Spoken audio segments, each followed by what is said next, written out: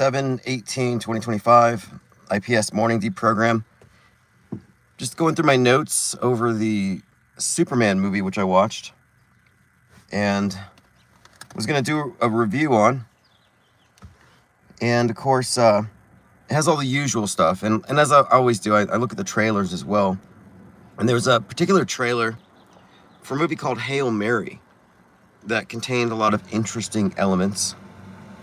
By the way, I didn't send out live stream notifications for those of you who might complain. And that's because I don't have access to a desktop computer right now to do a Substack post. So it's highly inconvenient to do it on my phone. And by the time I send out the notification, I'm already done here. And I don't know how much time I actually have anyway. It can't be that long. But anyway, I'm looking through my notes so I can write out a more extensive review. And it contains a lot of the usual stuff. Sorry, I'm at this busy park right now. Has anybody else here seen it? I'm not offering any spoilers. It's something you haven't already seen. I mean, the violence is very comic booky. It's not like a Netflix, dark, gritty sci-fi thing. The Superman movie is what I'm referencing. And when they start out, they make the point to talk about how the metahumans arrived 3 centuries before, how Superman arrived, and they said he lost his first fight 3 decades, 3 years, 3 months, 3 weeks, and 3 hours, 3 minutes after he arrives. So they just start out by making it a point to say that he's 33 years old when he hits the ground after losing his first fight. And then I just saw this article where there's a complaint, I guess, because the kiss between he and Lois Lane was considered too sensual for certain audiences. Anyone care to guess how long Superman was kissing Lois Lane for? That's correct. It was a 33-second kiss. I was looking at the headlines. A couple of other headlines unrelated. I saw this Space Needle. You know, the Space Needle is in the news right now because the floor is cracked, just like the movie. Just a coincidence. Couldn't possibly be part of an ongoing psyop where the thing's going to eventually be destroyed. This iconic structure. I mean, that's the second time that the Space Needle, since its reopening, which mirrored the reopening, or rather the grand opening of the Space Needle in Final Destination, it's the second time it's had this pretty much overlap with real life. So they open up the Skyliner, and the movie they open up Skyview. In the movie, the floor cracks, and now you got the floor crack. And even the Space Needle's Instagram account is self-conscious about these relationships between it and the movie. And it's tweeted about it back and forth. But yeah, the floor is cracked. But yeah, 33-second kiss, 33-year-old Superman. A lot of solar symbolism. And you know what my thinking on it is that my premise here is that religion has been supplanted and replaced by media. And the purpose of media itself is serving the same psychological and social purposes and control purposes of religion. And so I think what they've done is they provide us with these replacement figures or replacement situations. So we have a neo-eschatology and climate change. We have a new concept of sin with the virus, saved and unsaved, vaxxed and unvaxxed. We have these neo-blasphemies in the form of, hate speech or mind viruses. And they're replacing a lot of older concepts that are used for religious mind control and exercising it through media. And when I see something like Superman, it just seems to me that they've created this perfect savior for people to emulate and look up to. And a lot of our modern paradigm is based on, science and more or less atheism. And so what they're doing with the mainstream church of entertainment is they're providing us with like new Jesuses, new saviors. So I think the reason why Superman's 33, why he has to recharge by going to the sun, and I even noticed this in the other Superman movie, the one before this one, where there's a lot of cross stuff, a lot of obelisk stuff, Osiris and sun worship stuff. And basically what I'm saying is that he's sort of a Jesus for the non-believers. It's in terms of the mythos. So I think they're creating myths. And the purpose of it is, of course, the same as it is for religions. Proffering the certain types we are to emulate, show us the types we're supposed to collectively agree to disassociate from or dislike. But yes, another 33-year-old savior. Bob says, what's the image? What image are you talking about? Look at the back of my steering wheel. Yeah, I'm not here shooting nature scenes for anybody. It's a miracle that I'm even live these days, to be honest. I mean, I have other projects, but I'm in between studios. I have a 90-day pause on my internet before I have to start paying again. So I basically have to find a new place. And I'm not quite sure. I have a few ideas. I've been looking around. A lot of people hear about Albuquerque and they always hear about the war zone, but I might get some of the best deals down there. If I wanted to find a nice art loft, I might go to that side of town. They call it the war zone because of all the gang shootings and stuff, but I'm not in a gang, and I'm not even slightly worried about getting shot. But the place has character. So I've been looking around, and what I'm likely going to do is, instead of, cause the thing is with the office is, you have limited hours. I was next door to a couple of people who needed silence. One was a chiropractor, and the other one was a psychiatrist. And I didn't want to be there during the day where they can hear me through the walls and I'm disruptive to their clients. So my hours were kind of constrained. So I was only able to use the office for a max of about 3 hours a day because of the constraints on my life at the moment. And that's just not enough. It wasn't enough time to do enough work to earn enough to maintain itself, which is all my fault. I mean, honestly, my decisions.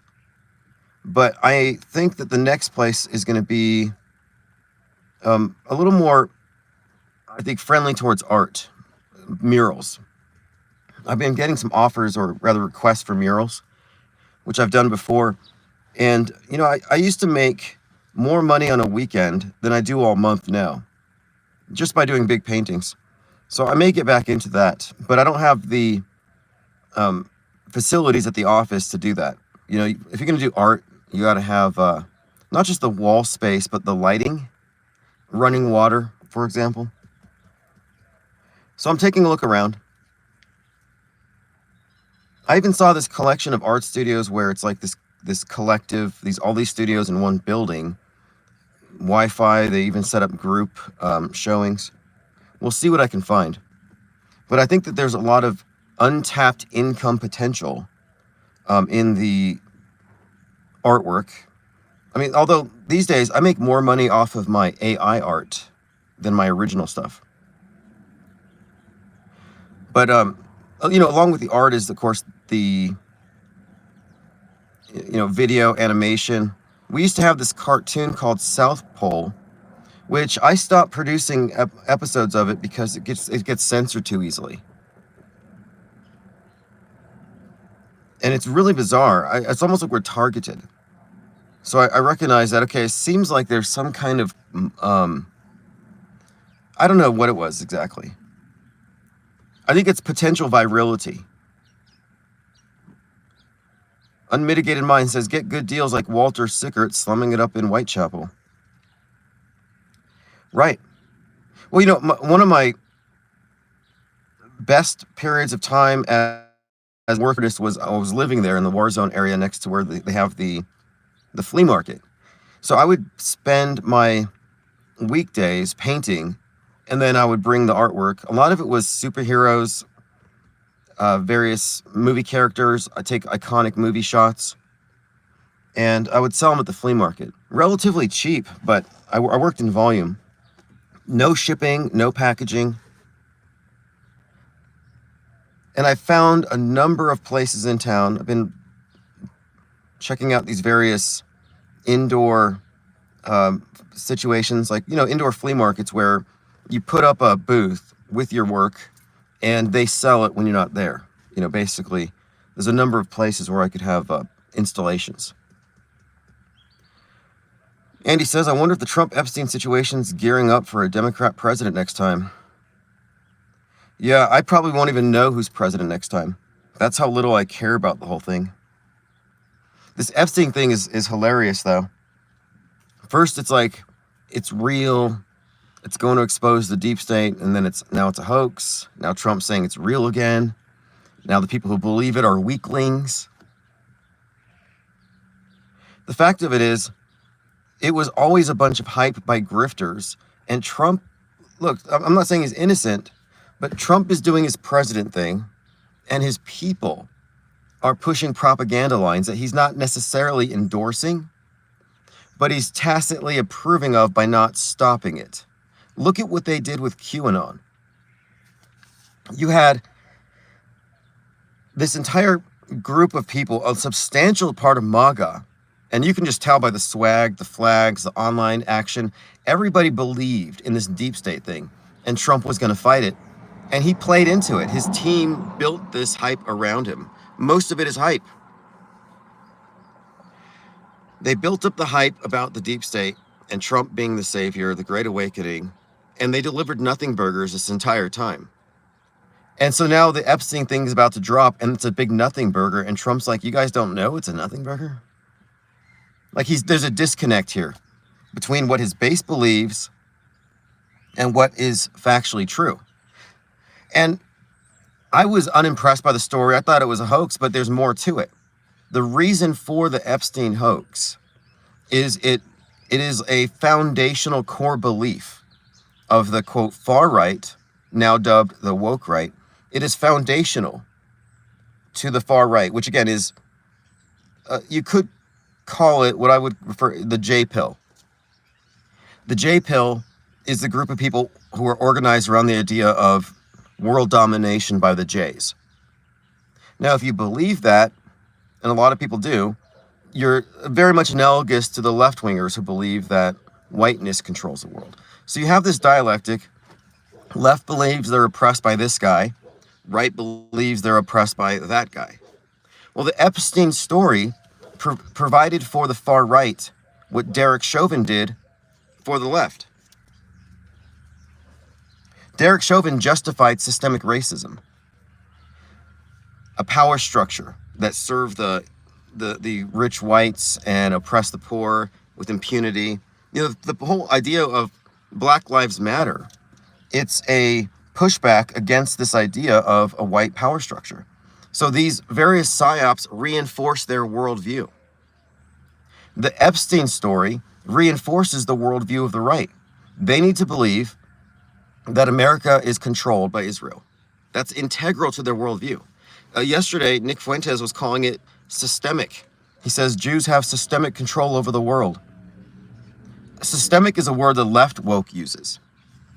Clump says, what the fuck is a woke right? So here's what woke right is, because a lot of people say there's no such thing. They plug their ears. I wrote a book about it, an ebook I released back in May, because I've already figured this out. It exists. And a lot of the people who don't like it are it.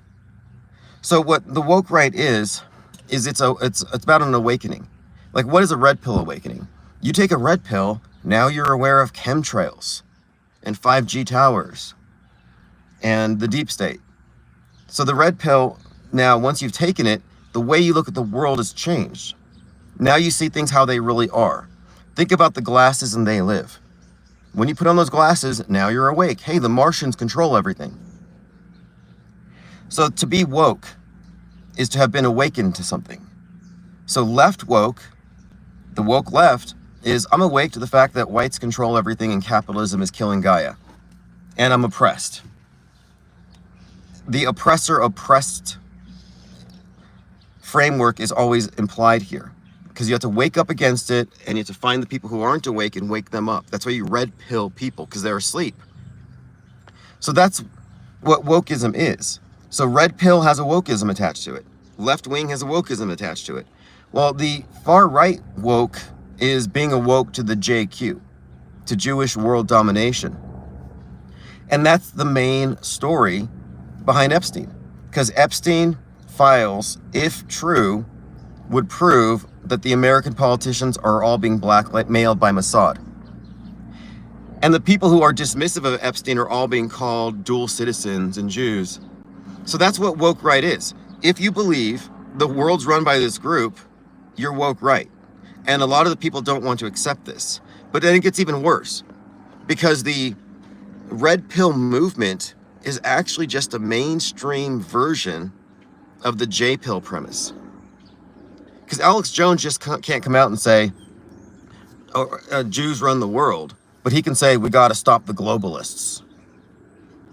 David Icke would never say that, but he would say the bankers and the reptilians. So the red pill movement is just a bunch of euphemisms over the J pill ideology, which is templated and based off of blood libel, a more, we'll say, I guess, a more traditional version of this conspiracy theory, which has its roots in, this Christian worldview and the idea of the body of Christ and the synagogue of Satan. Old stuff, repackaged.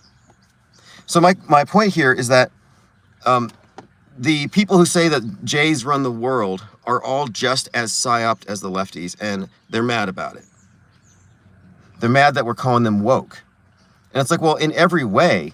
Now, if you understand what wokeism is, as far as we're awake, it's a secret doctrine that nobody believes, but once you see it, it changes your worldview.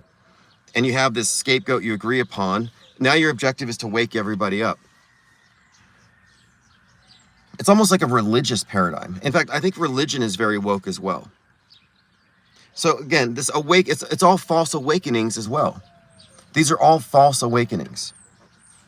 So the red pill community has been betrayed from the beginning. And I think that's what's hard for people to accept. You've been betrayed by euphemisms because they thought you were dumb and you'd never figure it out. And what you sign on to when you start associating with this ideology is you're signing on to a bunch of stuff. It's loaded, as we often talk about. But anyway, my point being is this.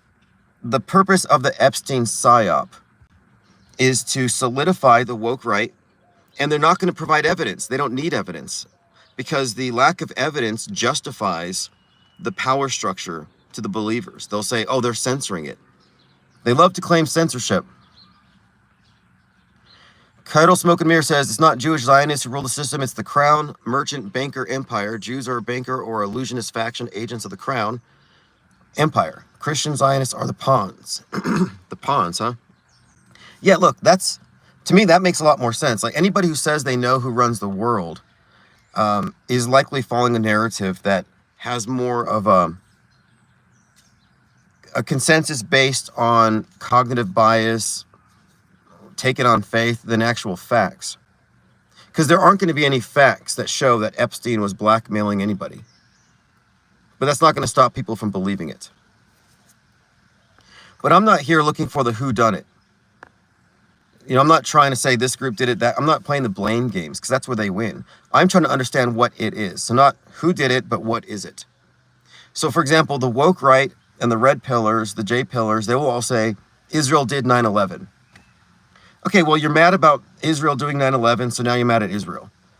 But that's a story, because 9/11 didn't happen the way that it was portrayed. We're talking about a DHS drill presented as real. That's what it was. 9/11 was a mass casualty drill.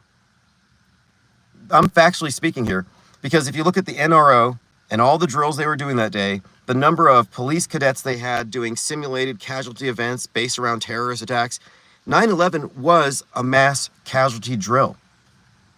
but they presented it as real through the lens of mainstream media because it served propaganda purposes. So now, looking at it from that perspective, who are you mad at? Are you mad at Netanyahu because Stanley Kubrick directed a psychological operation that was done under the cover of a bunch of DHS drills, but was in fact a psyop? So when you recognize that we're looking at psyops in a psy war, these scapegoat narratives fall apart. And they get mad at this because they're saying, wait a minute, I spent the last 24 years mad at this ethnic group because of these victims. And if these victims don't exist, then what's the basis for my anger? So people's emotions and their anger have been misdirected. But additionally, their political allegiances have been directed, hijacked, misguided. And so that's where we're at now, where a lot of people who have been taking red pills for a long time don't know that they're woke right. They don't know that they have been converted into an ideology that contains a lot of things they may not agree with. And I got this guy, David, I'm not trying to name names, but David Paul K, whatever his name is, he was lambasting me because I kicked him out of the chat, took his wrench, because he was hating on blacks. And I was like, okay, so they're using these terms, black fatigue. And I've seen these terms, and I know where they're coming from. So this is all part of woke right, where they're advocating for segregation again. The same people who are complaining about the age of consent being too high are now complaining and they want segregation.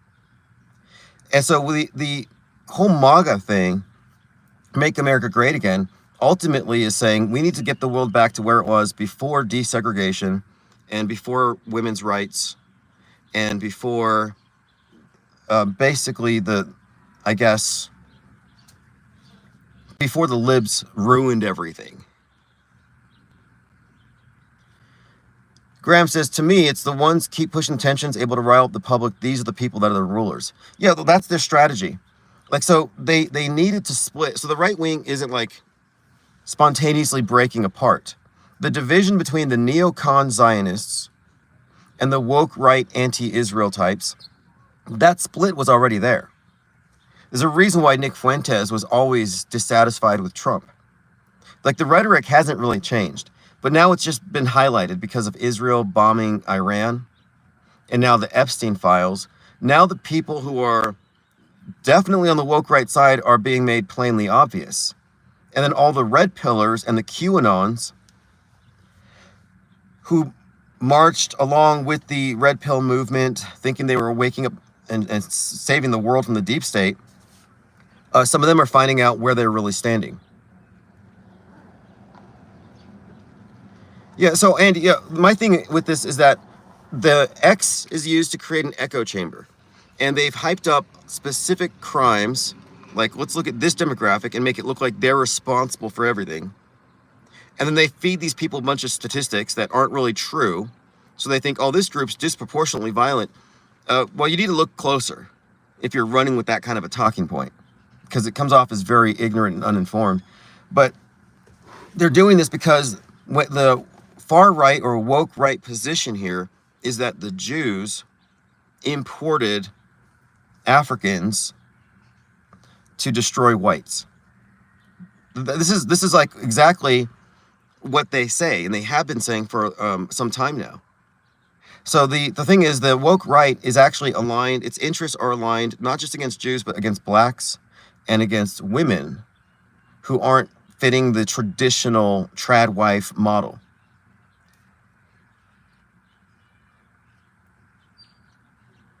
Plain says, didn't IPS have a picture of what looked like a realistic doll that Epstein was carried out?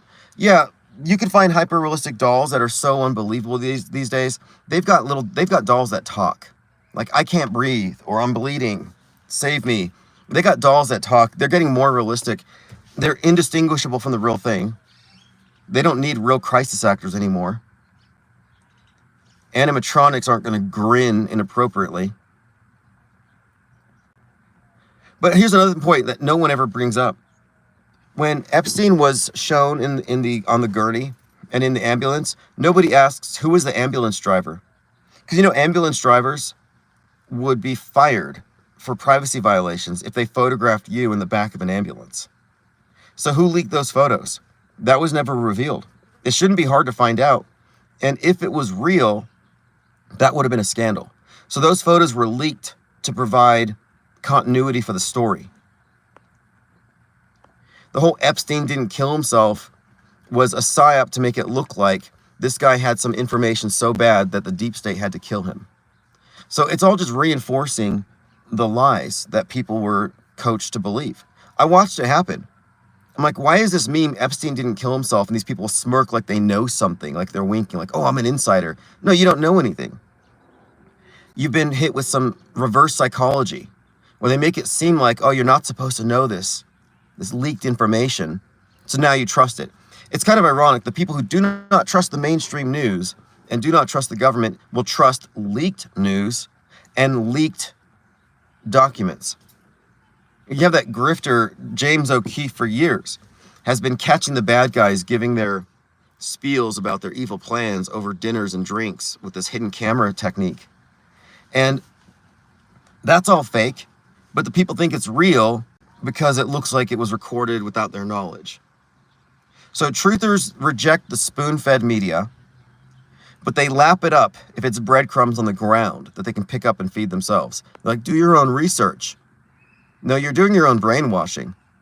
Like, you think you've overcome the brainwashing because you're not letting Big Brother spoon feed you, but you're picking up the same slop from the floor and thinking it's legit. What's up, JT33? Rebel Black says, I'm convinced everything that they give us has built-in conspiracy, straw man, nothing. Yeah, look, that's absolutely true. Okay, I call it the meta-conspiracy. The meta-conspiracy is that they use conspiracies to control minds, to maintain the polarity. Like the split that's happening on the right isn't because the right's going to break. No, it's they want the split there. They need the faction. They need the factions to be self-aware and opposed to the other factions. It's never going to end. It is never going to end. Andrea says, it's similar to how in music they find lost recordings. Oh yeah, I was listening to this audiobook called The 50th Law. It's the 48 Laws of Power. The author did a follow-up book, and he interviewed the rapper 50 Cent about how he achieved his success largely through psyops and perception management. Creating the perception of this character. And one of the things that was revealed here is that 50 Cent had an album ready to release and a few songs leaked. And he was so mad that he destroyed the boardroom, he broke a window, and there was a photo leaked to like TMZ or something. Like, look, 50 Cent had destroyed the place because some tracks were leaked. He was mad about it. Well, in this book with Robert Greene from the 48 Laws of Power, he describes how, no, they leaked the tracks. And he pretended like he didn't want anybody to hear them leaked and like he was mad about it. And that caused the tracks to go viral. It's the Barbara Streisand effect. She's an environmentalist talking about soil erosion, ocean levels rising, and then she's got this big house on the beach that makes her into a huge hypocrite. So she tries to hide the picture of it. She tries to bury it. And because she tried to bury it, everybody looked at it. So they called this the Barbara Streisand effect.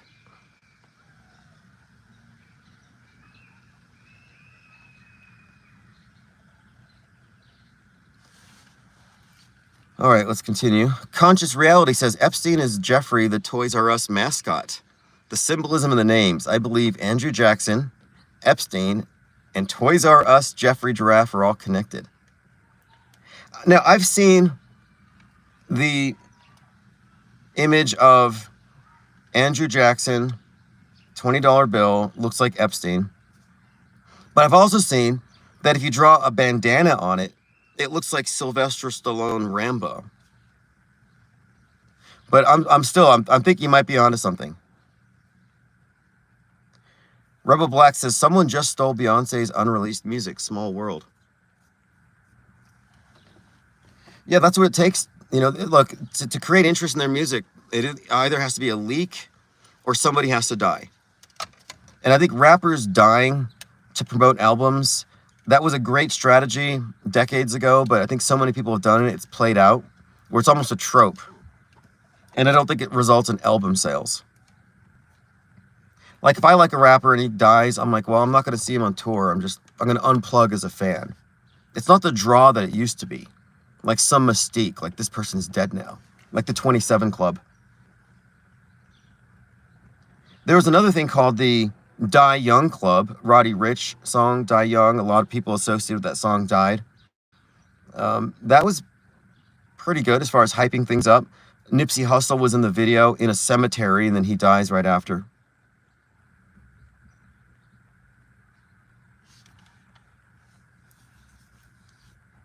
Now, the Epstein Island temple was inspected by the Dollar Vigilante, and all the stories about it is that this was some kind of like some sex temple. It went underground, and there were tunnels and stuff. I think it was just basically a cubicle building with some artwork on it, just painted up in a certain way. Very cheap. The big doors were fake. Like, I think the whole thing is a movie set. And I'm not saying Jeffrey Epstein, like, I'm not saying anything really. Like, my starting point is the body count drops down to 0, assume nothing until you have facts to substantiate it.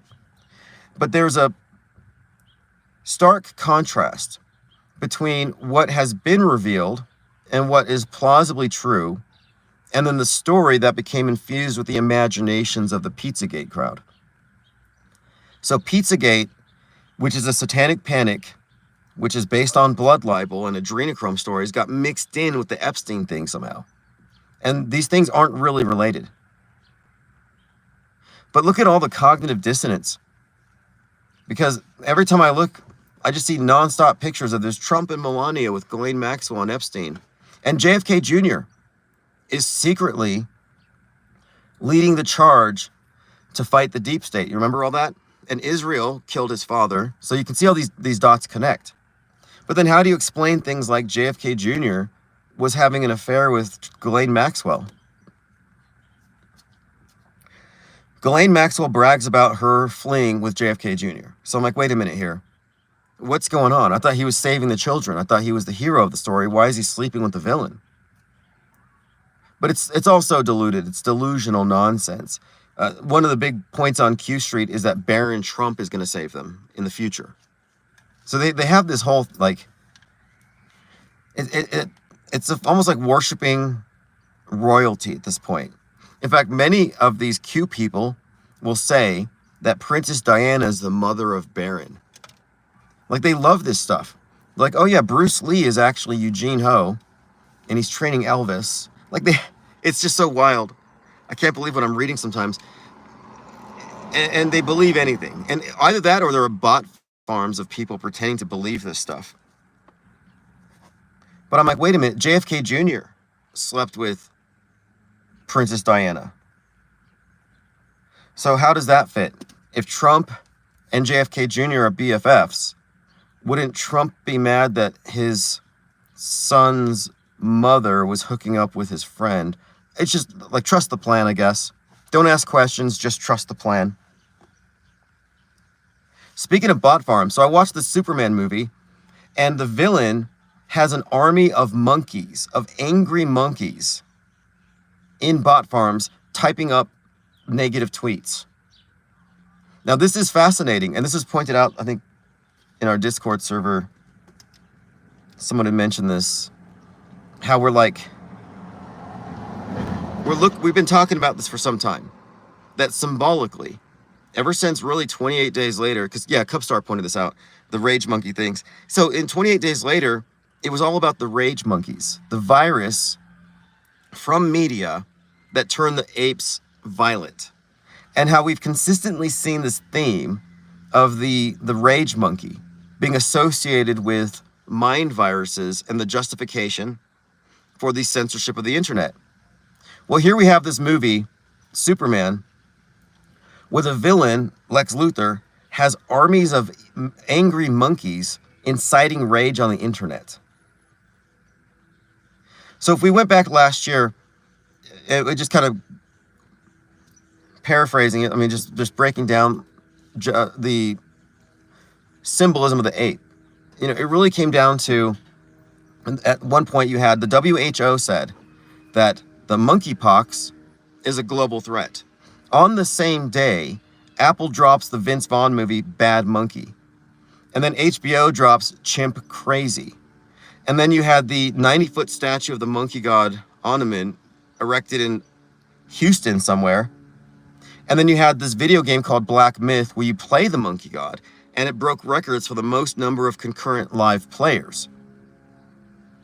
And then you had, of course, the Planet of the Apes, and the general theme here all tied in also to Civil War, which is about mind viruses driving certain people crazy, and Civil War, of course, directed by the guy who wrote 28 Days Later. But we just saw this concerted messaging emphasizing apes. There's Monkey Man, produced by Jordan Peele, came out on 3/11, which is a virus date. Monkey Man, about a boxer wearing a monkey mask, gets, you know, very violent movie. But we saw this meme emerging of this association between violence started by mind viruses, spread on the internet through X. And I've called it Disease X. And I'm like, okay, so Disease X is the placeholder disease the WHO said would be the big one that takes us down. And then they announced monkeypox. And I'm like, well, Disease X is probably just going to be the mind virus. And it emphasizes, of course, our primal rage. We're being tapped to. We're being turned into basically violent animals. And so that's why the Superman movie showing the monkeys enraging people through the internet makes perfect sense. Andy says, weren't there angry monkeys in The Wizard of Oz? Yeah, The Wizard of Oz had the flying monkeys. And The Wizard of Oz ends with a blackout in the Emerald City, which Emerald City is Seattle. And the Superman movie, of course, has loads of predictive programming. But before that, there was a trailer that I watched called Hail Mary with the guy who played Ken in Barbie. And Hail Mary is about this man who's sent to a distant star because all the stars are dying. And he's going to go out there to save the world, to save Earth. Ryan Gosling. So he's put out in a space station, Hail Mary, like a Hail Mary pass, and he's sent way out there to the other side of the universe to save us. Now this is interesting because when we talk about the consistent symbolism in the movies of the space station falling or some disaster like that, we're often seeing the number 119. Like Donnie Darko comes out on 119, the plane's falling. This has been a reoccurring theme. Well, in this movie, he's sent to a star system 11.9 light years away. So 11.9 light years away, he's sent on this Hail Mary to save us. But anyway, I was listening to this trailer, and one part of it, they talk about astronauts dying in space. And I also thought, okay, well, the significance of Hail Mary. Well, Mary, Isis, the goddess of the night sky, and the ISS as this de facto temple of the night goddess. This is part of the occult subtext of NASA, which is in fact a mystery school. Those rockets are in fact obelisks syncretized with science fiction. And I've made the case before that the ISS is a temple to the sky goddess, Isis. So the Hail Mary movie, the 119, the space savior, I don't know, I saw some stuff in there that kind of makes me think it might be worth watching. But it also has an echo of the Superman movie because it's right before Superman begins. And Superman is an alien sent to a distant planet after his planet's destroyed. Oh, and by the way, in this Ryan Gosling movie, he meets an alien in this other place. So they're making aliens cool again, even though the Pentagon already admitted that they made up all the UFO stuff, and Area 51 is fake as far as the alien stuff. And Area 51 just burned, by the way, or part of it did. I saw some smoke. But they had to make Superman, the savior from space, 33 years old. And that was the very first thing they said.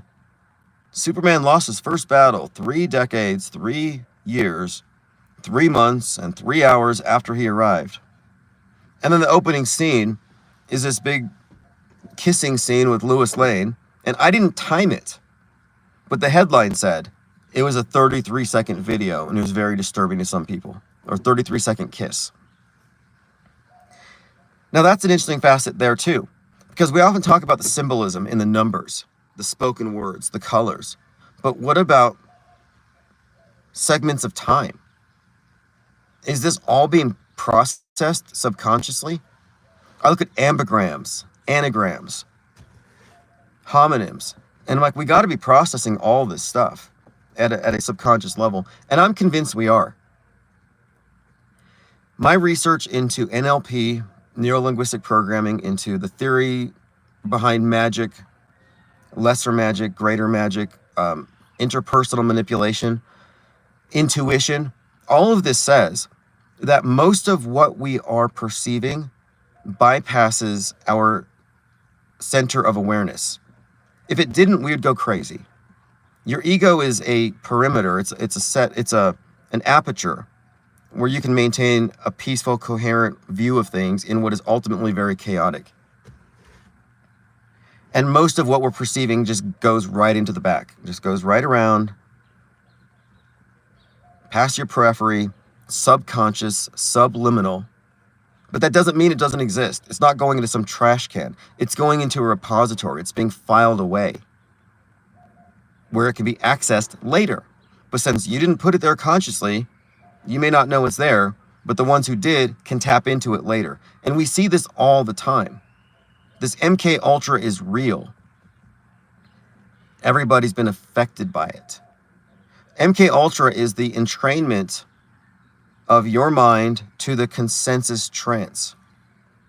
There's a reason why after Trump was fake shot in Butler, less than 30 minutes later, there were people all over this terrible movie from 2010 called Machete, because the scene was so reminiscent of what they saw in Machete, a scene played by Robert De Niro. People were like, whoa, this was what Trump just saw 20 minutes ago. It's like, wait a minute, Trump gets shot, and your mind immediately goes to a movie that you saw 14 years ago? A forgettable scene? A forgettable movie? I mean, that movie was terrible. And yet, people immediately shot back there. Why is that? It's because the association is so strong, and the programming is that good. You're watching movies to program you for fake news.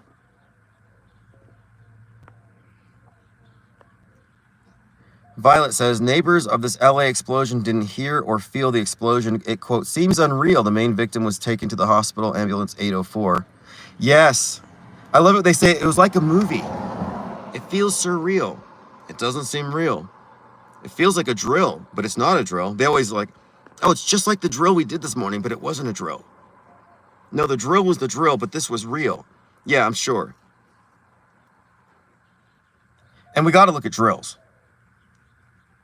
You know, people get mystified.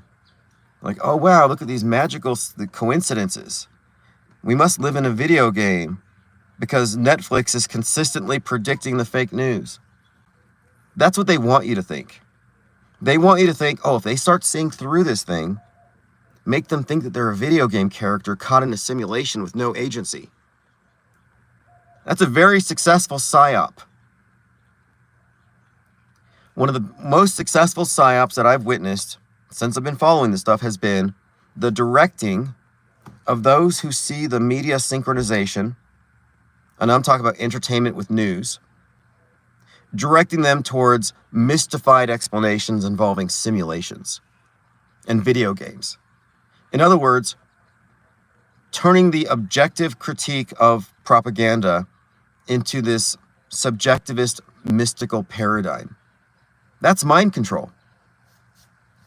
And the reason why drills are important in this context is that the drills also correspond to the fake news events. One of the best examples is the London tunnel bombings, the subway bombings. The BBC had a TV show about bombs blowing up in the London subway. It was like a documentary. This could happen. And then it happens in real life. This was remarked as an eerie coincidence. But not only did it happen in real life, but a private company was doing bomb drills in the tunnels at the same time, in the exact tunnels that were hit. Explain that. You can say we live in a video game because the entertainment and the movies are weirdly predicting stuff. But would you say the same thing about DHS drills or government drills or intelligence agencies or private companies doing? No, you wouldn't. Because people would say to me, well, these directors like James Cameron are just so artistic that they're catching vibes from the zeitgeist and they're putting it in their movies. Like, no. If you're not willing to say that about the government employees who wrote the drills, then you can't say that about the directors. Skydog says, I reposted the Epic Fakery Flood Substack and I got a comment back, quote, there's a lot of nonsense in this article. I know people who died in the flood. The camp was open. Yeah, we used to get a lot of that, where people will say, you can't say the school shooting is fake because my kid just died there. Or my best friend's buddy's friend's dog walker's cousin knows somebody whose cousin's sister died at that event. So you can't say that. That's emotional manipulation, that's guilt tripping, that's lying. And I find it amazing. It's like, what kind of person would lie, manipulate, and guilt trip a stranger on the internet for seeing the truth and reinforce the propaganda?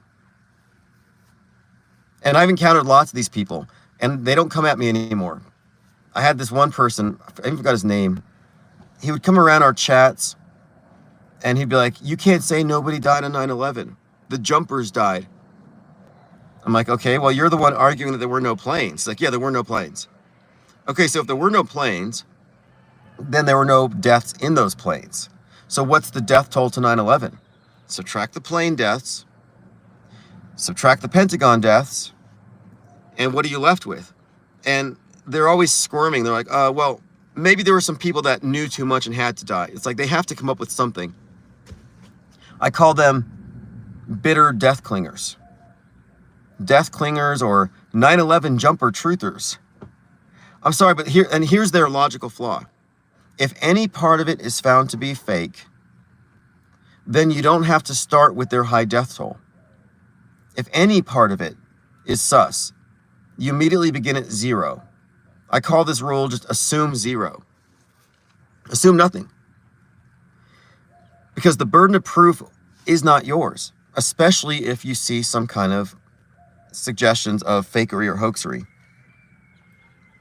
If you see one crisis actor on set, it invalidates the entire story. Now, they own the burden of proof, they have to provide evidence, and they never do.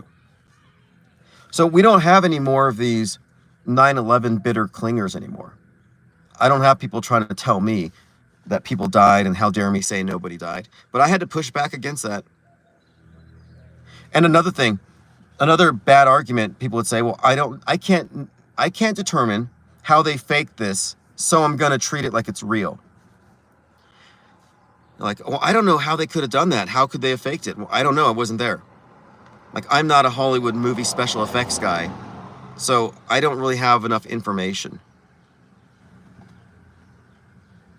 But one of the flaws here is thinking that just because you can't figure out how they faked it doesn't make it real.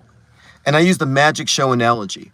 Let's go to a magic show and count how many of the magic tricks you can immediately see through.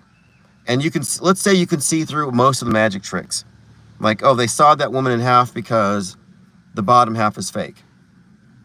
You know, you go through these, the rabbit was under the podium and he put it in the hat. So you figured out all the magic tricks. But then for his big trick at the very end, the magician puts his hands together and he seemingly removes the top part of his thumb.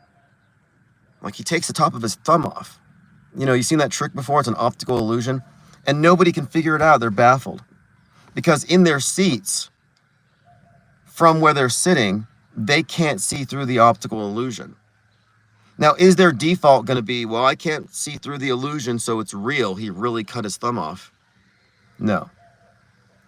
Just because you can't figure out how the magician did his trick doesn't mean it's magic. It just means it's a magic trick you haven't figured out yet.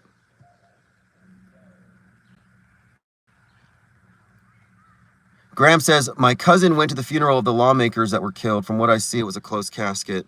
So you know how easy that was to fake. Have not asked them about it, though. Yeah, I don't take anecdotal, though. Like my cousin's friend's dog walker. Well, the guy that walks my cousin's dog has a cousin whose sister was at this event. Like, no, if we're playing 6 degrees of separation, it's not evidence. I had this one person like, I know you made your points about vax and anti-vax and mind control. However, 5 people in my family have had this condition because of this. I'm like, no, you're not going to come at me with anecdotal evidence. Meanwhile, you ignore the anecdotal that supports the other side.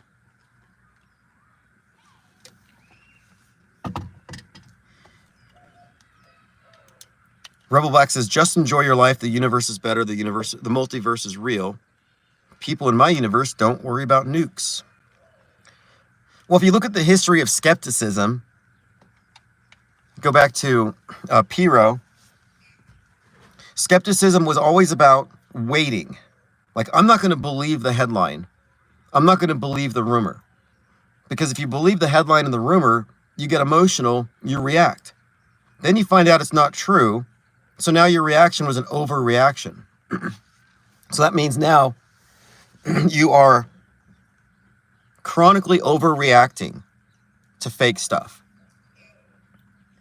That up and down, that cycle can be completely avoided by just waiting before you believe stuff. So the idea of skepticism was it derived from the premise of suspending judgment. The word epiche, suspending judgment. And what they found was, over time, suspending judgment led to peace of mind. And they called this ataraxia. And this led to Epicureanism, which is life lived for hedonism, pleasure, enjoyment, joy. Joy as opposed to drama and fear.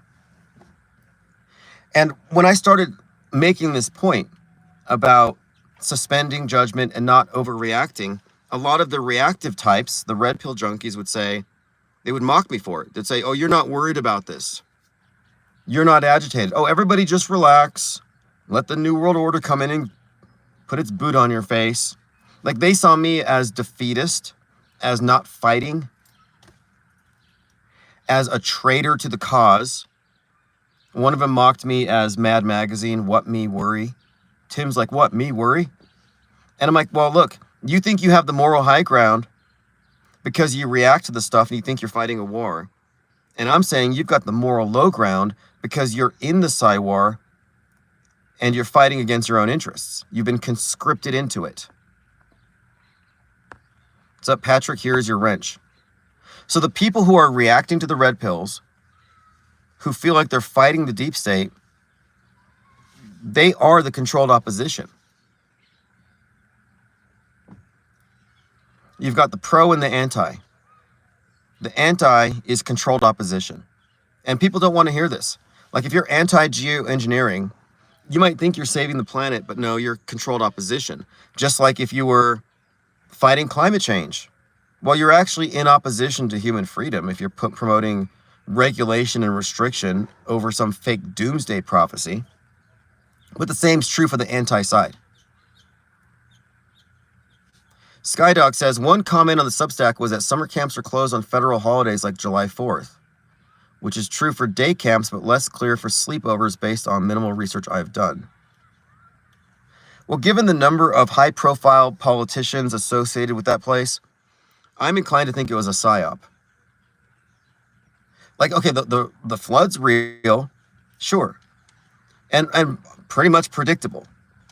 But it wouldn't be hard to do a drill that creates this martyr scenario so it gets headlines and attach it to an existing natural disaster. That's completely on brand. And why would they do this? Well, for a few reasons. One, these are all done to benefit the different factions. So the left wing says, well, these kids are martyred because Trump and Musk, because deregulation. And then the right wing will say it's because of DEI, because they had female campground leaders. And they do this with every event. It's never about the victims. It's about their political utility. Political footballs. Graham says you should make a red pill dispenser, Pez dispenser on the PSYOP card. Good idea. PSYOP cards 13 to 24 have entered circulation. You should all be getting those early next week. If you go to the autohoax.com, which is the hoax report, you can find a link. But yeah, the PSYOP trading cards are also going to be listed on eBay today. Okay, let's take another example. Maui.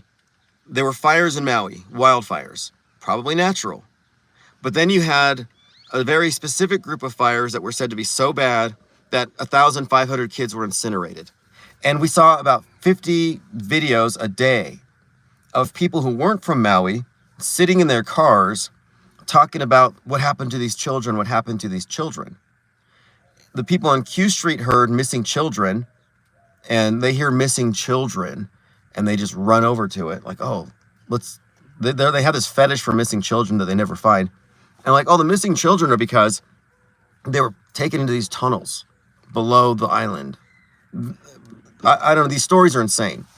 So the space lasers were shooting the island and incinerated the kids and the cars.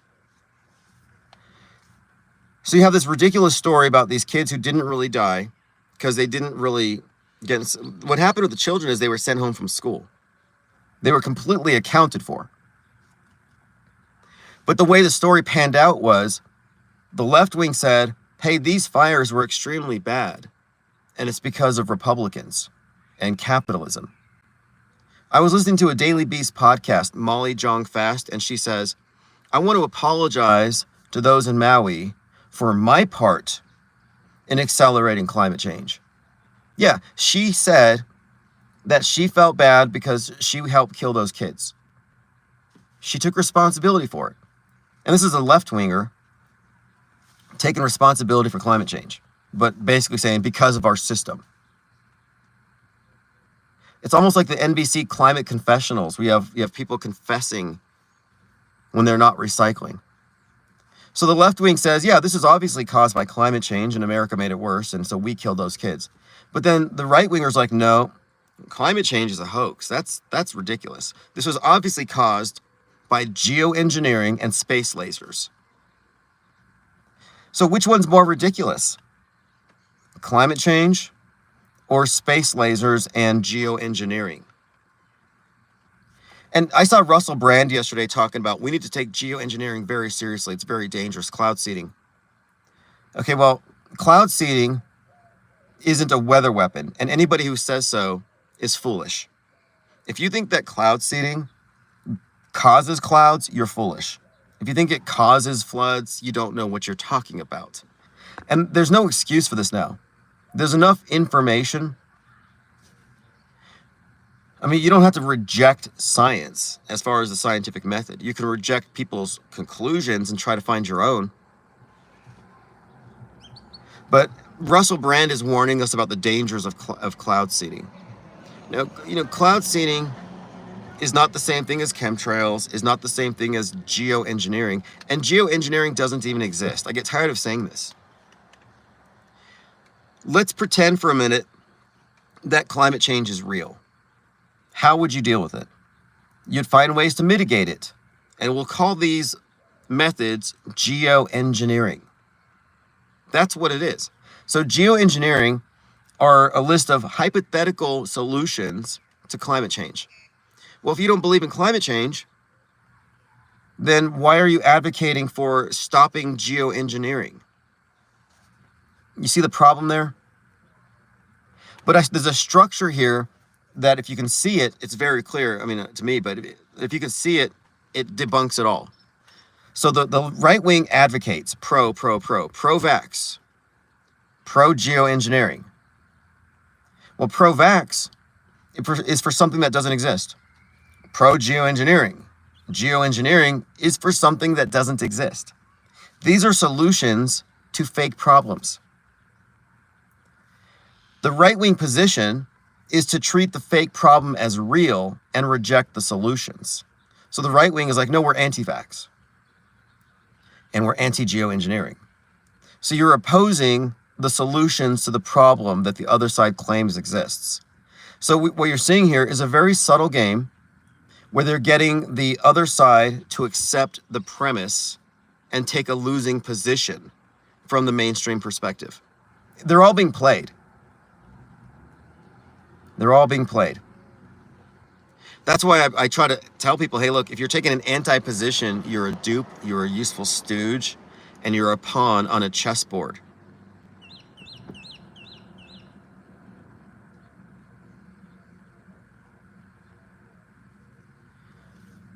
All right, let's see what else. So we'll talk later about the Superman movie. I'm going to write out a more lengthy review. I mean, it was exactly what I expected. Sun god worship. The man falling from space. And it was far more blatant with the other movie, where they were constantly referencing the sun. In fact, in the last one, he had a son. He had a kid with Lois Lane. And I remember the symbolism then. That's when I first started paying attention to it. I didn't know about fake news back then, when this other Superman movie came out, but I was noticing the esoteric symbolism. And I was noticing the connection between Osiris, the obelisks, the sun stuff, and then he has the sun, and when he unveils the baby's face, a ray of sunlight shines on the baby's face, and he says the Father is in the Son is in the Father, all kinds of weird mumbo-jumbo, and I'm like, this is sun worship. And by sun worship, I mean you worship a hero, and they're always heroes because they fight the darkness, the dark side. So the sun gods incarnate on earth. It's the sun in the flesh, and he's to save us from the darkness. So the light and dark, day and night, symbolically are good and evil. And so you have this dialectic, which you see it with Luke Skywalker, Darth Vader, but it's the same religious story being taught to us or being inserted into our shared experience. You know, we're given these myths. Even if you don't go to church, you know, you all get the basic same stories. And it's all from the same Egyptian mystery schools, just repackaged. And I know there's a lot more with Superman's character and Krypton we could get into. But I'll do a deeper dive on that later. But they make it very obvious. Again, why did he have to be 33? And even in the previous movie, they quarantined Superman. And he says, I've been walking around fine for 33 years and I'm healthy. And they said, yeah, that's exactly the problem. You see, because he's so healthy, since he's an alien with this super powerful immune system, that he's a threat to people with weak immune systems. So Superman, in the other movie, was a healthy super spreader. And because he's super healthy, he's super dangerous. So they had to lock him up. But they had to make the point of making him 33. But there are so many examples we could point to of sun worship in movies. Like when you're watching action heroes like Tom Cruise, you're actually watching sun worship. And this ties into his connection to Scientology. He's the Scientology Jesus, which is based on the same mystery school paradigms, just rebranded with science fiction. But you'll find no shortage of references to 33s and sun stuff and obelisks with Tom Cruise in all of his movies. In fact, Top Gun 2 was just like Hangman. Like think Hangman, like Jesus. Hangman, an actor who was 33 at the time of the movie. He plays the role of this kind of a conceited pilot who calls himself the savior. He says, I'm good. I'm your savior. He says, I'm good, but he may as well be saying, I'm God. Then you have a character named Phoenix. Death, rebirth. Phoenix was associated with Christ for a long time. So you have Phoenix, Hangman. Then there's Rooster, which is another association with Christ. All the characters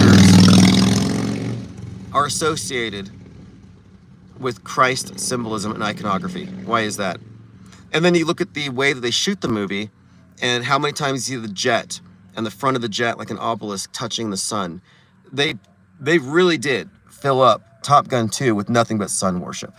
And then you look at other aspects of it. Opening weekend, 33 million, for example.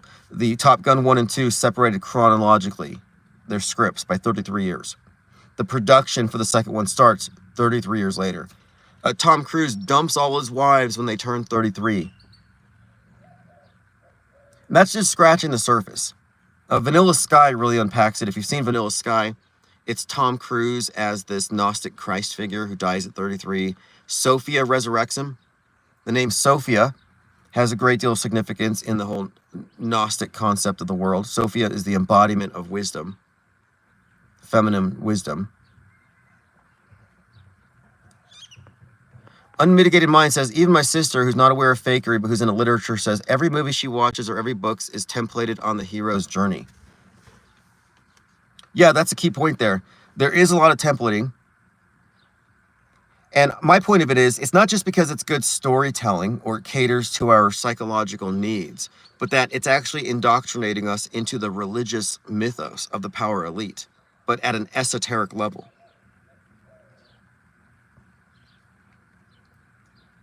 A good example is, like, these are iconic scenes. You look at Luke fighting Darth Vader, and every time their lightsabers cross, they clash, you see a cross, a glowing cross between them. You got Darth Vader, which means, Vader's father. So you got this dark father figure, the skull. And he rules the dark side. And then Luke Skywalker. Luke is light. Skywalker obviously suggests the sun walking across the sky. And in the myth, the sun fights the Lord of Darkness, Saturn. So just like the sun lights the day, Saturn brings the darkness. Saturn's at the outermost ring of the solar system. So you have this duality. And when the sun sets in their storyline, what's happening is Set, the Prince of Darkness, is actually dismembering the sun god. That's why you have these spectacular sunsets, blood red, orange, and it's all just the death of the sun, where he goes into the underworld over the night. And then he rises again, and the cycle begins again. But this story is just personifying the cycles of nature and time and the main actors in it. But the interesting thing about it is that in the myth, Osiris is dismembered and Isis finds most of his body parts, but he's also been castrated. She can't find his phallus. So what does she do? She puts his body in the grave and puts an obelisk on top of it to symbolize his completion, his resurrection. And in some myths, she actually then engages in what you could call a bit of functional necrophilia and gets pregnant and gives birth to the sun the next day. But now, how does this tie to Star Wars? Well, in Star Wars, Luke is fighting Darth Vader, and this is the part where the sun god dies. He gets his hand chopped off, loses his sword hand. So what is the lightsaber, if not the symbol of the obelisk? Light is life. The obelisk is a symbol of life, light, the sun, the generative principle in nature. So when Luke gets his sword cut off, his sword hand, he falls. And then he falls and he catches himself on a cross and he hangs in Cloud City from a cross. So now you got the entire myth right there told. And then after he hangs in Cloud City, he's picked up and his friends give him a new hand and a new sword. So he's got his lightsaber back. But that subtext to that fight is purely esoteric. The regular movie watchers, the Star Wars fans who dress up in Star Wars costumes and go to conventions, you think that they have any clue about the esoteric meaning of Luke losing his sword hand to Darth Vader? Probably not.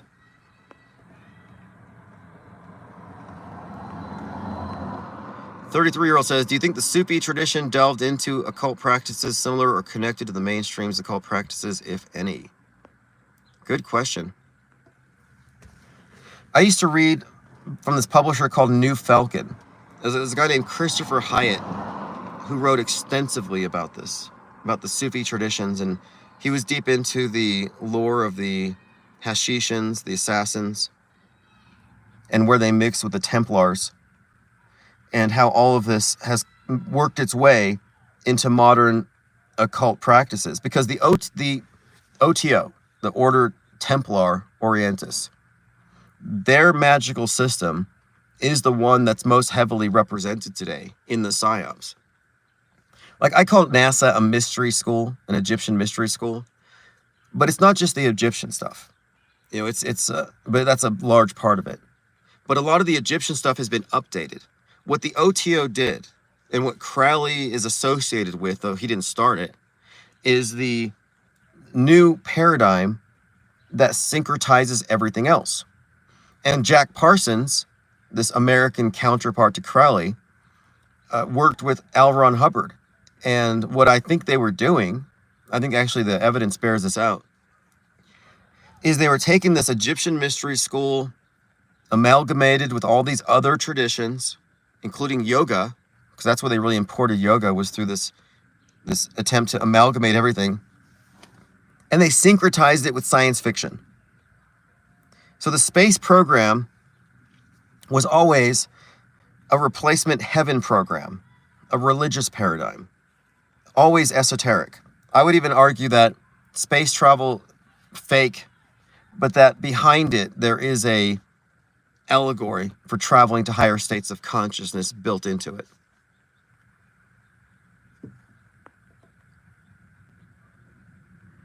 The 33-year-old says, is the sun worship connected to the Islamic sun of knowledge? Like maybe they're creating microcosms connected to the operation of the sun. I don't know. I mean, that's a valid question.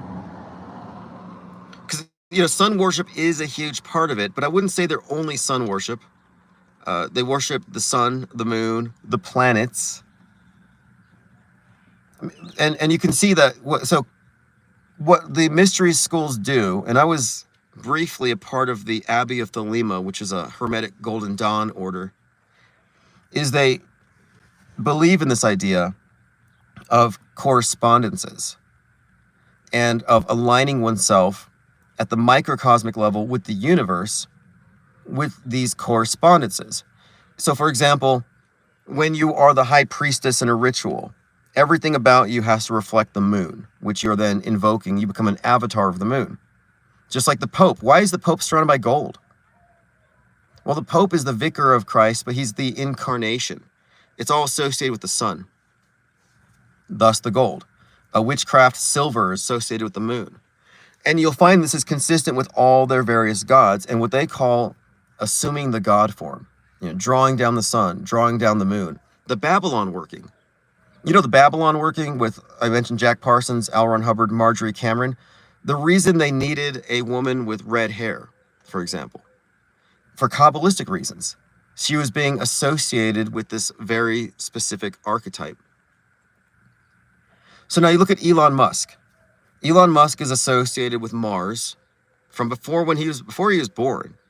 Yeah, Werner von Braun's Mars, a technical tale about the Elon colonizing Mars. But in the esoteric, Mars is associated with iron and the color red. It's associated with the wolf. With Aries, the ram. There are other associations, but specifically Aries, the ram, red. The number 4, and the metal iron.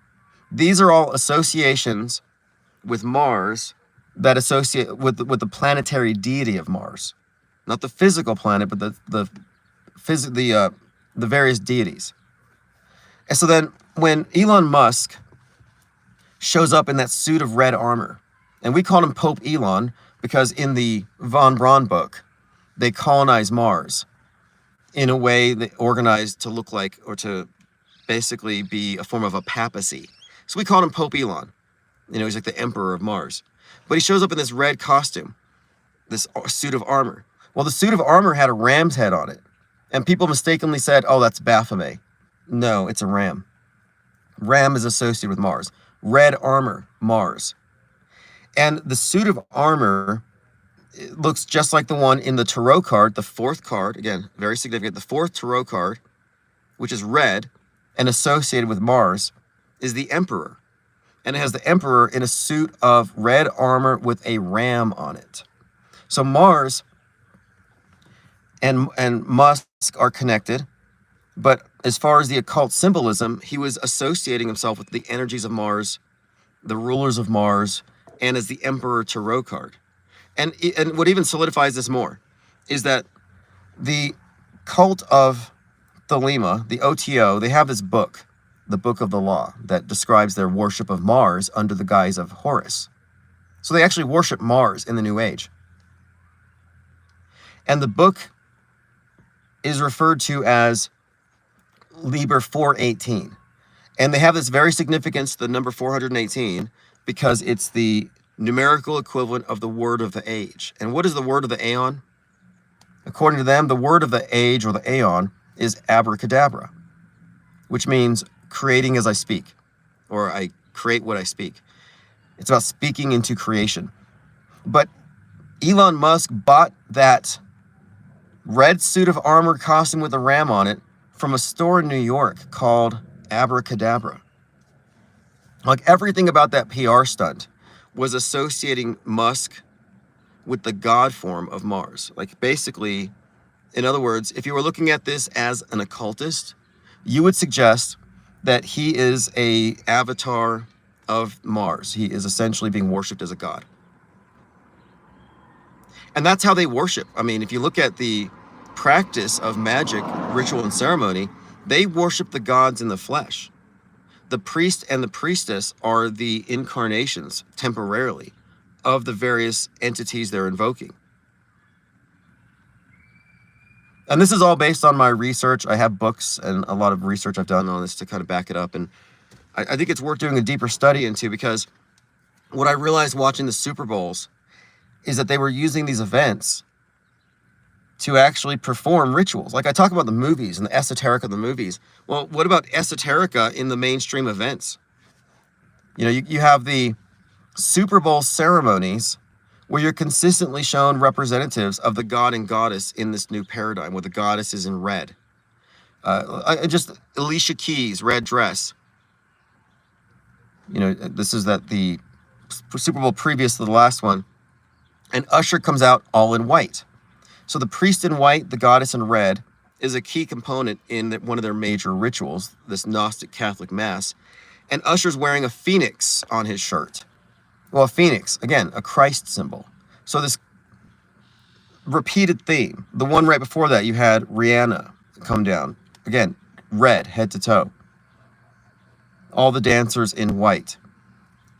But what I'm pointing out here is that if you look at the symbolism in the actual rituals that we see performed, they all do align with this same tradition in its modern form, because it's mutated over time.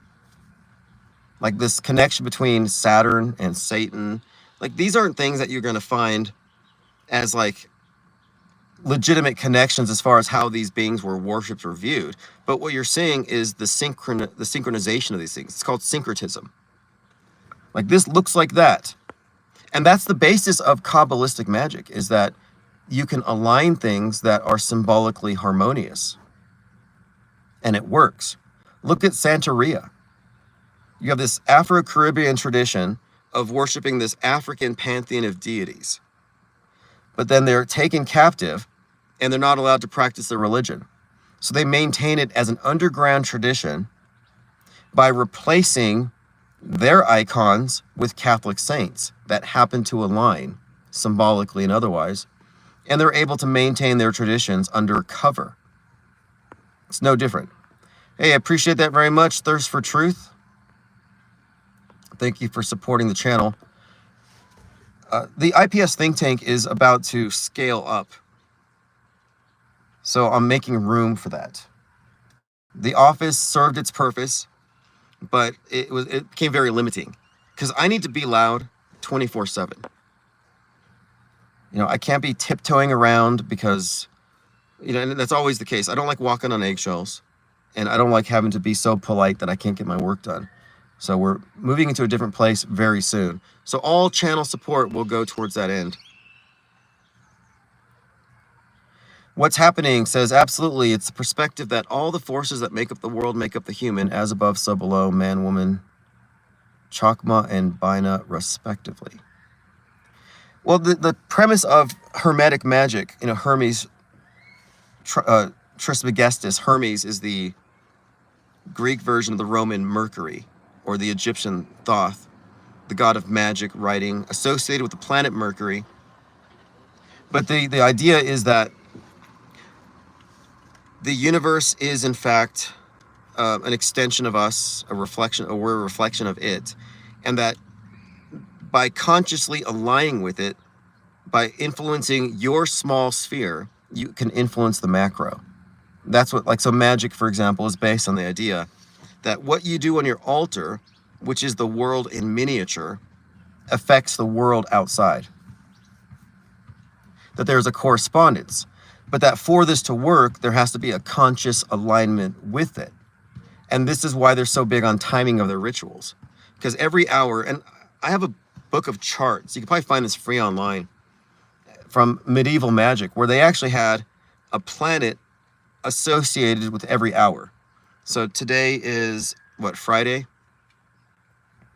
So it's the day ruled by the goddess, it's ruled by Venus.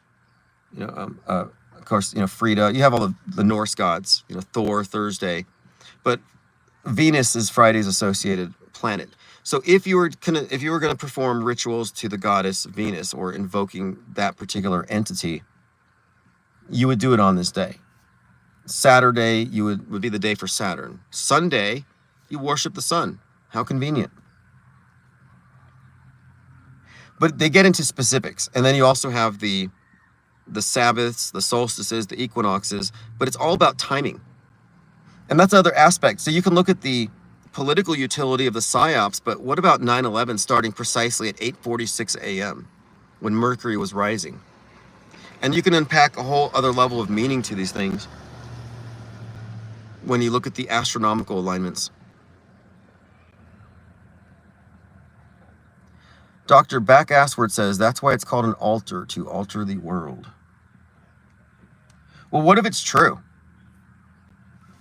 What if there is some way that a properly aligned, focused consciousness can, by sheer force of will and intent, affect the outcome of events in their lives and in the lives of others? Isn't that what magic is supposed to do? So, from that perspective, you could look at a lot of what we see in entertainment as spells.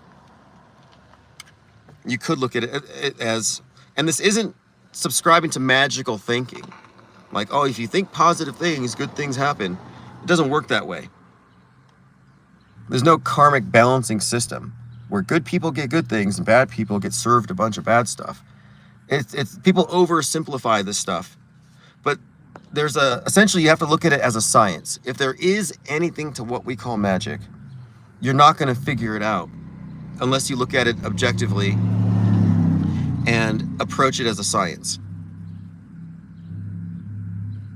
And there's a reason why it's been kept out of the purview of science, why it's been relegated to superstition, paranormal, and madness. It's been psychopathologized. And I think the reason is because it's gate-kept. I happen to think one of the most gate-kept and muddy topics of all is synchronicity. And I feel strongly about this because I spent my entire life has been more or less focused on this phenomenon, trying to understand it. And I put together a manuscript, which I'm going to publish at the end of August. And I'm not going to give you the title not yet, but I'm going to first do a series of Zoom conferences over the next month. And I'll let you know if you want to be a part of these. And these will be Zoom conferences specifically about the subjects of magic, synchronicity, intention, and I also want to get some anecdotal. I want to know what people's personal experiences have been with poltergeist activity, for example, or precognitions, telepathy. So it's not what we normally talk about, and I don't want to totally misdirect everything, but I want to focus on this one subject. So after I do these Zoom conferences over the next month, I'll publish the book. And the premise of the book is a new explanation for synchronicity that might explain the various magic paradigms. It might explain various religious experiences, but in a very demystified manner. And people may not want to hear that, and that's fine. But I think we're at a point now where we can come up with our best explanations and then, debate it on its merits. But I happen to think there's more to synchronicity and magic than madness and primitive attempts to understand things, pre-scientific attempts to understand things. No, I think there's an area where science and the scientific methodology can intersect with this. We don't have to keep these things compartmentalized. And I think they're compartmentalized for a reason. Let's Go says, these topics need more of our focus. Well, the subjects have been hijacked. I understand the idea like law of attraction and The Secret. And, people want to believe that without religion, you can have some meaning that by connecting with the universe. And yeah, that's fine and that's cool and all. But the problem is, in my view, is the divine fallacy. Like anything we can't explain, let's ascribe to a higher power. And the problem with synchronicity is people have to say, oh, this thing happened, the universe did it, or some higher power did it, or God's talking to me, the universe is talking to me. And I'm like, I don't know. I think there's another explanation that we should approach first. And that's what we'll be talking about. Skydog says, your office wedged between a chiropractor and a psychologist is pretty comical from a 90s sitcom from a fly-on-the-wall perspective. Well, I didn't know what she was doing. I used to hear through the wall, her talking, nice, sweet voice, sometimes kind of sultry, and then the guy in there, and it's like, okay. And now I know she's just twisting up his back, twisting his head. I thought she was a massage therapist, but whatever. And then the psychologist across the place, I'm pretty sure she was, I don't know if she was living in her office. It's none of my business. I thought she was staying there too much. I thought she was living there.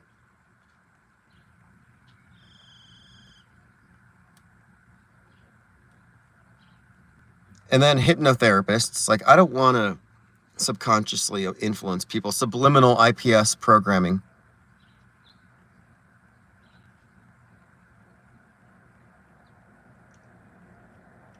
"33-year-old says, I may get more synchronicities than anyone here. I know it's a bold statement in these circles." Well, that's what I want to talk about. I want to talk about these, quote, synchronicities. And I want to differentiate it from cognitive bias, from reticular activation center programming. I want to separate it from self-fulfilling prophecy and delusion. But we have to get on the same page. And because I've talked to people about stuff and they say, oh, that's the devil doing it. Oh, you got fallen angels playing tricks on you. I've had all these horrible, dismissive attempts to explain it away. And it's like, look, I don't need an answer. I don't need you to say, oh, God did it. The universe did it. That does not suffice. I want a more nuanced answer, cause, effect, what it means, what it implies about the model of the world in which we live, what it says about time, the past, the future. What does it say about imagination? And I believe I have the answers. I believe I have an answer. I have a new theory of synchronicity. And I've looked into this for a long time. I've been documented these since I was, since I joined the Army, right before, I was just out of high school. And even then, people said, oh, you pay too much attention to patterns. There's nothing there. Life means nothing. You're just an ape on a ball of dirt. Why are you reading too much into things? Nobody reinforced or validated my observations. And I didn't stop looking at these things. I just recognized the limitations in other people's ability to assimilate all this extraneous information. But the part of it that really, I'm not going to say sold me, the part of it that directed me to take it more seriously is when the information that I was receiving became increasingly valid and useful. And then there seemingly became what I would call almost a dialogue. I liken it to echolocation. Like a bat going in the dark, and it's screeching into the darkness, and it's reading based on the sound waves bouncing back the terrain ahead. And it navigates the dark in this way by signals that it receives. But these signals it's receiving aren't coming from God guiding it through the darkness. No, it's the bat sending the signal and then reading what comes back, the feedback. There's a feedback loop. And so what I'm saying in the premise of my book here, and I'm not trying to give away too much, but I'm suggesting that it's more like echolocation than an external consciousness interacting with you. Like echolocation, I think, does a lot more to explain this interaction. But I think it's a cybernetic loop here.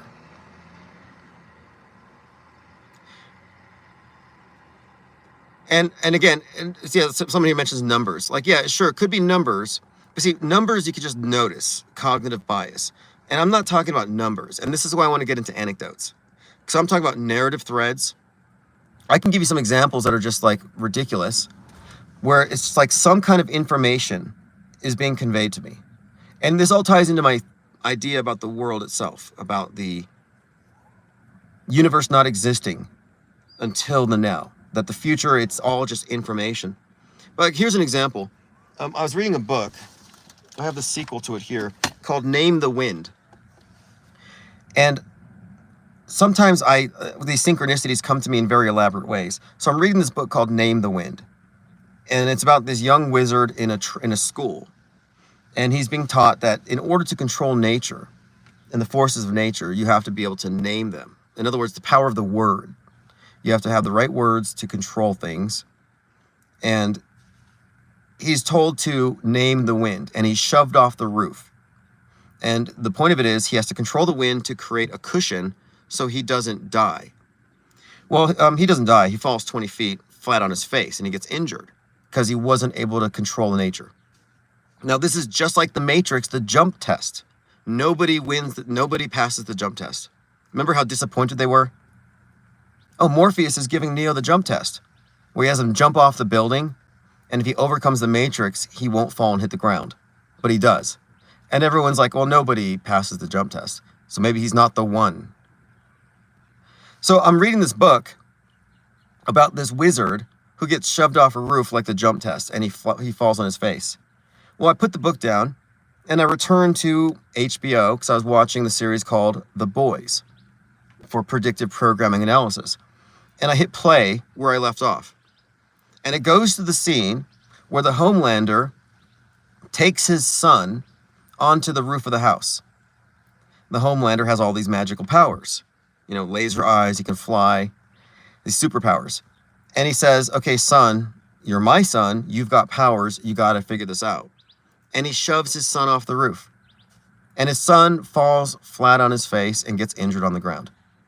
So what I read in the book happened on TV immediately after. Now, what would you call that? A coincidence? Sure, if you want to. But by definition, it's a meaningful synchronicity. But the fact of it is, it's not just numbers on a license plate that I noticed that somebody could say, oh, it's pattern recognition. No, these are deeper themes. And this is just one. There are more layers to it. But the fact of it is, at the time, I was being inundated with this repeated theme of the jump test. But anyway, there's a lot to talk about in this regard. I think that synchronicity is a fascinating topic. I want to hear other people's take on it. So you'll be the first to know when we do a Zoom conference on this, because I think we can advance the discussion. And the point of it is, the book is going to be the best examples I have to explain what I'm trying to describe here. I'm going to try to explain it as clearly as I can, but I want to use these discussion groups to kind of add to the content here, as far as like anecdotes and other people's feedback. And at the end of August, I'll publish the book. And I don't want to give away the title yet, because it came to me through a very interesting synchronicity.